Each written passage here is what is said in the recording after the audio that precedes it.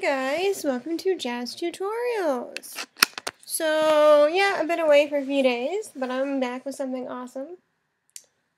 So what are we doing? Well, I'm gonna show you how to make kind of like a retro header background, something like that. Yeah, and a retro text border background frame, whatever you want to call it. Yeah, it's pretty cool. Alright, so I've opened this texture here, but I'm just using this texture just to show you guys the tutorial. But by all means, go ahead and use your own texture or your own background color if you'd like. It doesn't really matter for this tutorial, whatever looks good to you. So, what I'm going to now do is we're going to make the background. Now, to make the background, we're going to be using the rectangular tool and the ellipse tool for this. So basically the rectangular tool, we're going to be using that first. So let's get started with that. So I'm going to make a diagonal rectangle, and to do so I need to make it well, like that. So now it's not diagonal yet, but in order to make it diagonal, you then have to go into a Control T and obviously rotate it to make it diagonal, but I'm sure you already knew that.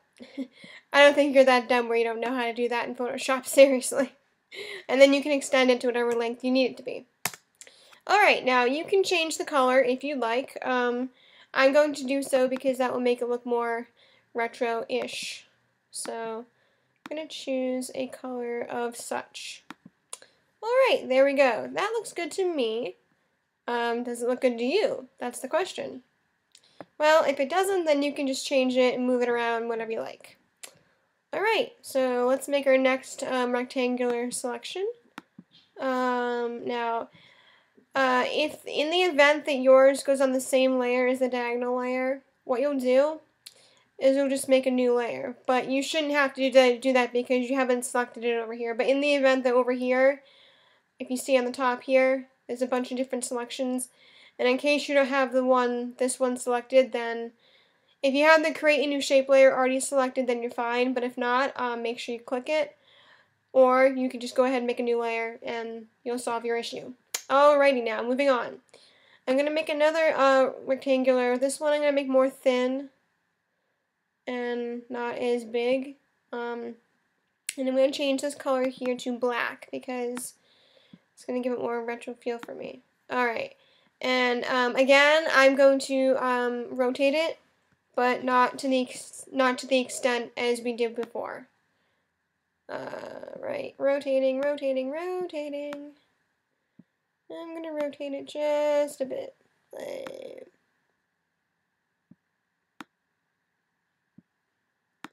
And I'm going to place it kind of like right here.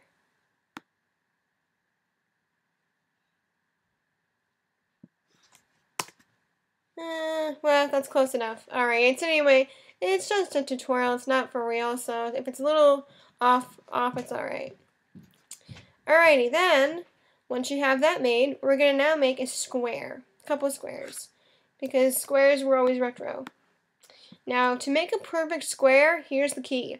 Hold down your shift key while making your rectangular selection, and you will then have a perfect square of such. Alright, cool! I like squares, don't you? Yes, I do.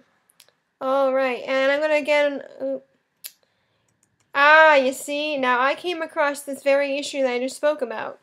My square and diagonal layer are merged into the same layer, so because that happened, I now have to go backwards and remake the square. So, to do so, I'm just going to go over here, make a new layer, and make the square. Alright, there we go. As you can see now, it is now a shape layer, not a new layer. Alright, now I can go ahead and rotate that because yeah, I can. Alright, rotating it. Now, I'm going to move it down a bit, but not all the way. Like,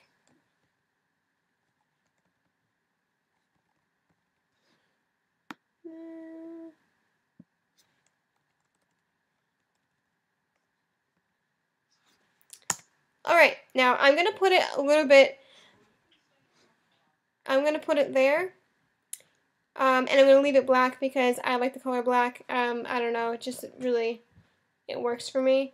Now, I kind of think I need to rotate this one just a little bit more because I want to align it with the green so that when you go like that, it doesn't look really weird.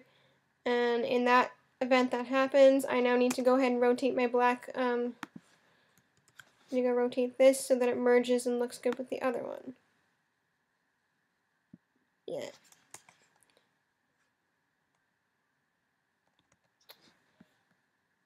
And I'm going to move that down just a bit so it doesn't look too weird. Okay, there we go.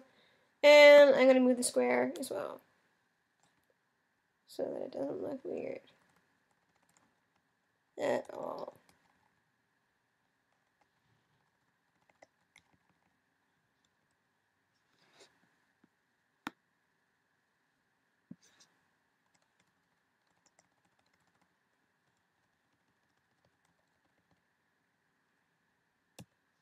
Alright, well, you get the picture anyway.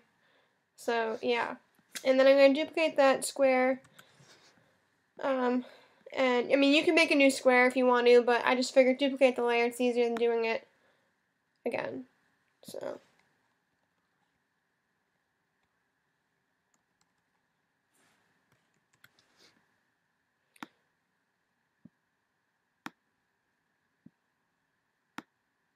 I feel like these are not in sync with each other. But whatever, it's a tutorial. So you get the idea. Just make it so that they're aligned, kind of, sort of. Mine are clearly not, as you clearly see. I'm trying my best to make it look aligned for you guys, but something just is not in the cards.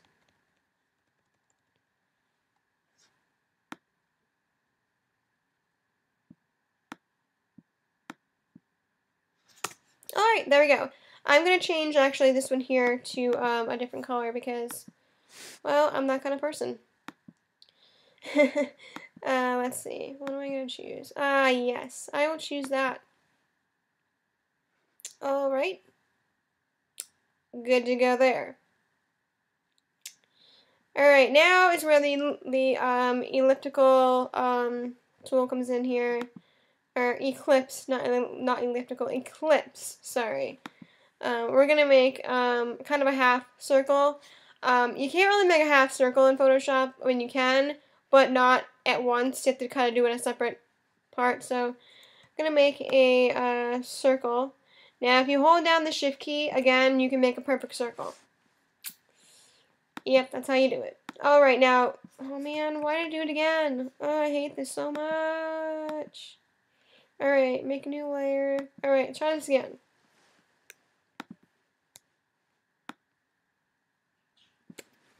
Alright, and I don't want it to be black. What the fudge? Alright, there we go. Alright, now we're going to put it over here. And I'm going to move this one down below all the rest because you'll see why in a second. Yeah. Alright, and then to make it a half circle, use the eraser, use the eraser tool and erase half of the circle. And now you're going to get this thing here. It's like a no button. Just click your thing and it'll say you must rasterize your layer. Well, no shit. So rasterize your goddamn layer. Alright. And then my brush is too small. It won't do the job. That will.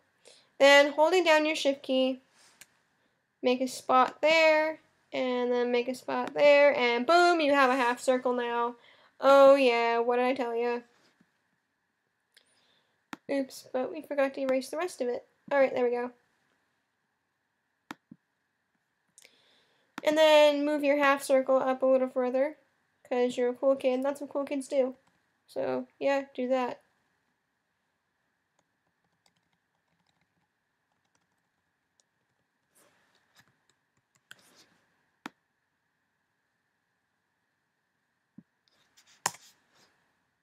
Alright, and that's the first part of our wonderful tutorial. You've gotten this far, congratulations.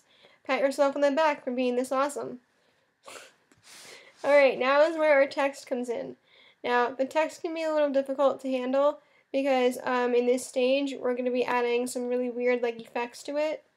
Now, my canvas is pretty small right now. I've made these images way too big. I'm realizing that now after making this, so I'm going to adjust the size of my canvas to a larger size so I can show you the full tutorial. I could downsize all of these shapes and stuff, but that would just be confusing for you. So I'm going to do the easy way, and I'm going to crop my image and make it bigger so you can see the full text effect.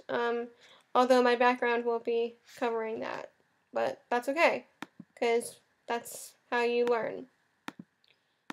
Alright, so, yeah.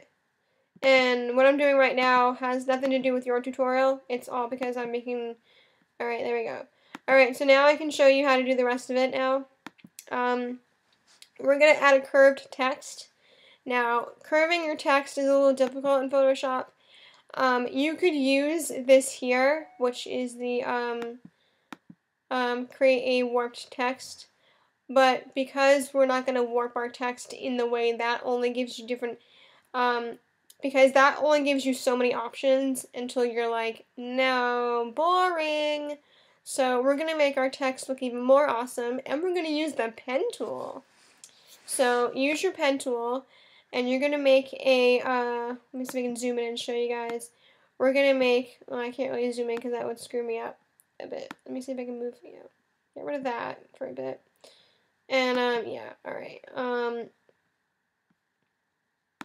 maybe I can, yeah, I can. Alright, so we're gonna make a, curved, text layer, and how we're gonna do this is you're gonna go over here and follow my lead, try and do it as best as you can to what I'm doing, because this is gonna be the base of your text for this, part. So, go over here, here, here, here, here, and here. And you're going to curve it until you get to like the end of the image, which is like right there. Alright, yeah. Alright, so you've made that, you've made your path right there. And you then realized, oh no, I made my path on a shape layer. So I'm a dumbass and need to go fix that. Well, here's how you do that. You go over here and you delete your whole path. And you make a new layer. So now we're going to make a new layer, layer 1, and you're now going to then, again, go back and retrace your steps and create that path layer all over again. Even the best of us make mistakes in Photoshop. And some of them are on camera.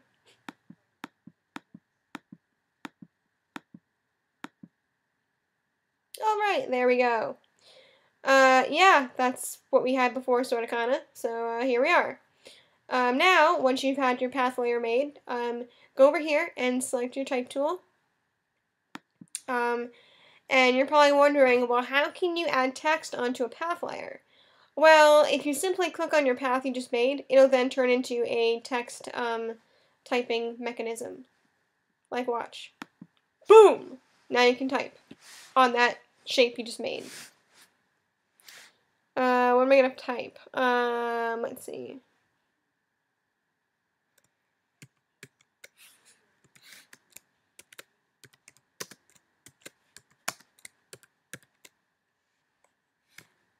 Oh, no. Now keep in mind that your font size will have to be small because if you don't make your path correctly, it'll make you change your font. So, yeah. Alright, well, I can only go 72px on mine because if I go any bigger, it then erases part of my,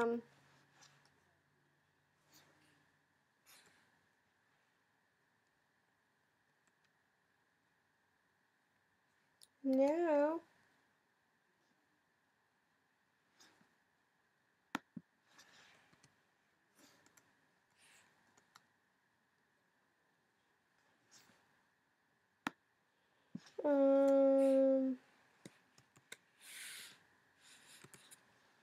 Alright, there we go. Alright, so, yep, you've made that now, and you're going to then look at it and go, well, wait a minute, that's like not right. It's like totally backwards. Well, yes, it is backwards. Congratulations, you just realized that. So I'm going to show you how to fix that. And to do so, you need to then go into Control T, and you're going to go over here, and you're going to flip it horizontally. Or is it vertically? Nope, it's horizontal. I'm right. Alright, and yeah. And be aware that sometimes your text will be a little warped. In which case you can then just space it out and boom. Alright, yeah, that's going to be placed something like that. I don't like the way it's really placed on this particular one. I made a previous image of this earlier as the final copy, and you'll see how it's different. So, yeah, and you can fix your path if you need to. You just do a Control T and you can kind of like size it and warp it and stuff, although you won't see it until you hit enter. So, yeah. Alright, well, there we go. That's just for starters. But that's not important, really, I guess. Well, it kind of is, but whatever. Anyhow, so moving on. We're now going to add our text inside here, on this diagonal layer. And, we're not going to use the pen tool for this part. You're just going to leave that alone and just regularly type your text.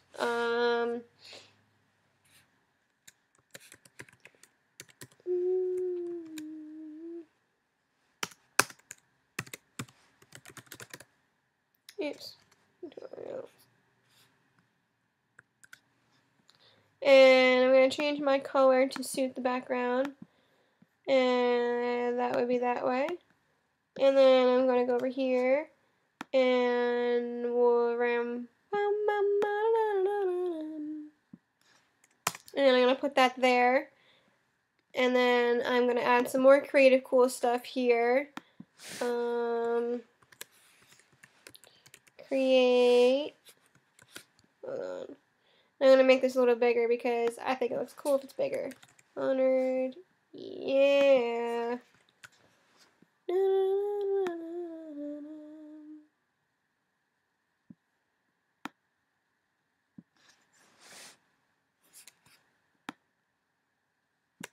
Make it a little bigger. Hold on. Alright, there we go. Oh, wait a minute. That looks a little weird. Well, alright, that's fine, I guess. Ish. Alright, there we go. And then we're gonna add some more. One more.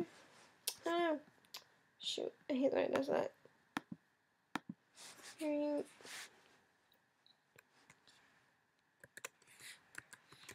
Share.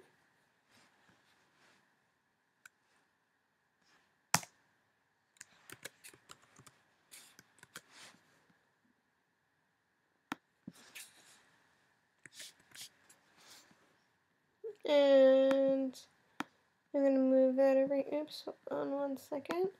We're going to then move that over here.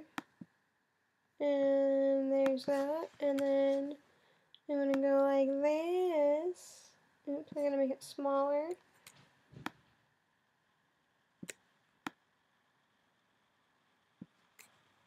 A little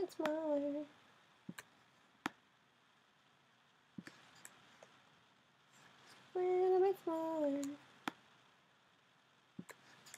And here we go. Alright, and yeah, that is basically the tutorial. That is showing you how to make an awesome retro background logo effect. If that was helpful, I would hit subscribe. If it wasn't helpful, I would still hit subscribe because you're awesome, and awesome people hit subscribe. Yeah, and if you think this was really awesome and really, really cool, you can also hit my like button, because hitting the like button means you're awesome and you like stuff. And I'm always hitting people's like button too, so hit mine for a change.